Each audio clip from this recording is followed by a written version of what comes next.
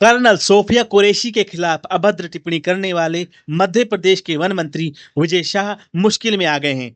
माफी मांगने के बाद भी उनकी मुश्किलें कम नहीं हो रही।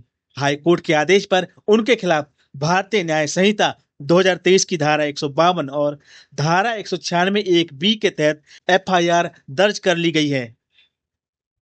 अपराध प्रमाणित होने पर उन्हें कम से कम 7 साल और अधिकतम उम्र कैद तक की सजा हो सकती है। गौरतलब है कि मंत्री ने कर्नल सोफिया की तुलना आतंकवादियों से की थी। मध्य प्रदेश हाईकोर्ट ने मंत्री विजय शाह के बयान पर स्वयं ऑटो एक्शन लिया है। कोर्ट ने कहा कि कर्नल सोफिया कुरैशी के खिलाफ की गई ये टिप्पणी न केवल आपत्तिजनक है, बल्कि देश की एकता, अखंडता और सेना की गरिमा को भी ठेस पहुंचाने वाली है। हाईकोर्ट के न्यायमूर्ति अतुल श्रीधरन और न्यायमूर्ति अनुराधा शुक्ला की डिवीजन बेंच ने इस मामले में मध्य प्रदेश के डीजीपी को कड़े निर्देश दिए हैं। टाइमलाइन तय करते हुए कहा कि 4 घंटे के अंदर मंत्री के खिलाफ मुकदमा दर्ज किया जाए। कोर्ट ने चेतावनी दी कि आदेश का पालन करने में देरी होने पर कोर्ट की अवमानना माना जाएगा।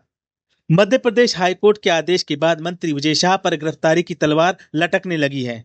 दरअसल 7 साल से कम सजा वाले अपराध में ही आरोपी को गिरफ्तारी से छूट मिली है, जबकि मंत्री विजय शाह पर जिन धाराओं में मुकदमा दर्ज किया गया है वो तो नॉन बेलेबल होने के साथ ही इसमें 7 साल से आजीवन कारावास तक सजा का प्रावधान है। ऐसे में पुलिस उन्हें कभी भी अरेस्ट कर जेल भेज सकती है। बता दें कि मंत्री विजय शाह ने महू के अंबेडकर नगर के रायकुंडा गांव में एक सभा के दौरान कर्नल सोफिया कुरैशी के खिलाफ अभद्र टिप्पणी की थी। मंत्री विजय शाह ने कर्नल सोफिया कुरैशी को उन आतंकवादियों की बहन बताया था जिन्होंने पहलगाम में निर्दोष नागरिकों की हत्या की थी। यही नहीं, मंत्री ने प्रधानमंत्री नरेंद्र मोदी पर व्यंग कसते हुए कहा था कि उन्होंने आतंकवादियों की बहन को सेना में भेजा। अब कोर्ट ने मंत्री की भाषा को गटर की भाषा करार दिया है। कहा है कि यह न केवल एक महिला अधिकारी का अपमान है, बल्कि भारतीय सशस्त्र बलों की प्रतिष्ठा को ठेस पहुंचाने वाला कृत्य है। बता दें कि भारतीय न्याय संहिता की धारा 152 में भारत की संप्रभुता, एकता और अखंडता को खतरे की बात कही गई है।